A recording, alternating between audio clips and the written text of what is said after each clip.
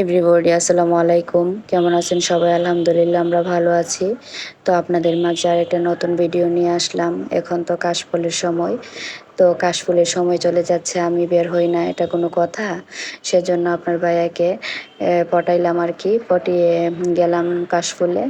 তো আমি অনেক আগের একটা ড্রেস পরেছি। তো ড্রেসটা আমার কাছে অবশ্য অনেক আগের বলতে অনেক আগেরই।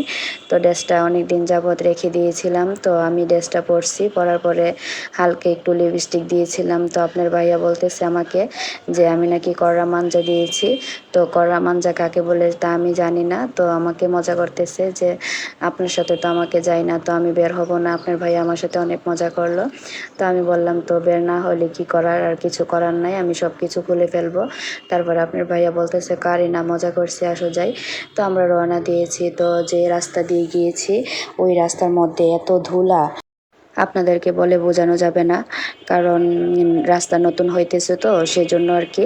তো রাস্তা দিয়ে যাওয়ার সময় আমি মাস্ক পরেছিলাম।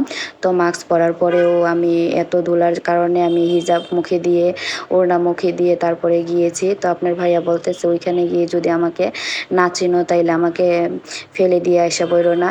তো আমাকে নিয়ে এসো, কিন্তু আমি কিন্তু তোমার হাজব্যান্ড, কথাটা মনে রাখবা। তো আপনার ভাইয়া আমার সাথে প্রায় অনেক মজা করে। তো আমিও অনেক মজা করি ওনার সাথে। তো আসলে জীবনসাথী তো সেজন্য ওনার ফিলিংস আর আমার ফিলিংস তো একরকমই। কারণ উনি আমাকে আমার প্রিয় মানুষ, তো আমি ওনার প্রিয় মানুষ, শখের নারী। তো সেজন্য উনি আমাকে অনেক যত্ন করে। তো কাশফুলে আমরা গেলাম, যাওয়ার পরে দেখলাম এত মানুষ, মানে কাশফুল তো সাদা, তো সেজন্য আমি একটা কালো ড্রেস পরেছি। আমি ভাবলাম যে কালো ড্রেস পরলে হয়তো ভালো লাগবে, সেজন্য গেলাম। কালো ড্রেস পরে গিয়ে আপনার ভাইয়াও কালো গেঞ্জি পরছে। তো আসলে আপনারা মনে করবেন না যে আমরা মিসিং করে পরেছি। আপনার ভাইয়া কালো গেঞ্জি পরছে, কিন্তু আমাদের মনে নাই যে আমি কালো ড্রেস পরছি, আপনার ভাইয়া কালো গেঞ্জি পরছে। কিন্তু দেখেন এত মানুষ আর কাশফুলের কি সুন্দর দৃশ্য, তো দেখলে কিন্তু ভালোই লাগে। তো কাশফুল চলে যাচ্ছে, আমি যাব না, এটা তো কোনো রকমই মানা যায় না। তো আমি সময় পাচ্ছি না, সেজন্য যেতে পারতেছি না, কারণ একটু ব্যস্ত।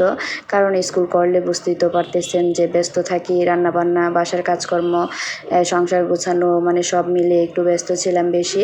সেজন্য স্কুলের বাচ্চাদের পরীক্ষা শেষ হয়েছিল, খাতা দেখা, তো সব মিলিয়ে একটু ব্যস্ত ছিলাম। তো দেখেন আপনাদের সামনে কাশফুলের ভিডিওটা নিয়ে আসলাম আজকে। তো কাশফুলের ভিডিওটা যদি ভালো লাগে অবশ্যই লাইক, কমেন্ট, শেয়ার করবেন। তো আমার কাছে অনেক ভালো লাগছে। তো আপনার ভাইয়া আর আমি একটু ভিডিও করে নিলাম ফাঁকি দিয়ে সেরে। আমি আর আপনার ভাইয়া দেখেন মানুষ কত সুন্দর করে ভিডিও করতেছে। তো আপনার ভাইয়ারে বললাম যে আমাকে কিছু ভিডিও করে দাও না, তো উনি আমাকে কিছু ভিডিও করে দিয়েছে। তো আমরা আবার এক আপুকে বললাম যে আমাদেরকে একটা ভিডিও করে দেন না। তো আপু আমাদেরকে একটা ভিডিও করে দিয়েছিল। দেখেন কাশফুলের সাদা কত সুন্দর দৃশ্য, ঠিক না? কাশফুল কিন্তু সাদা, সেজন্য অনেক সুন্দর লাগে।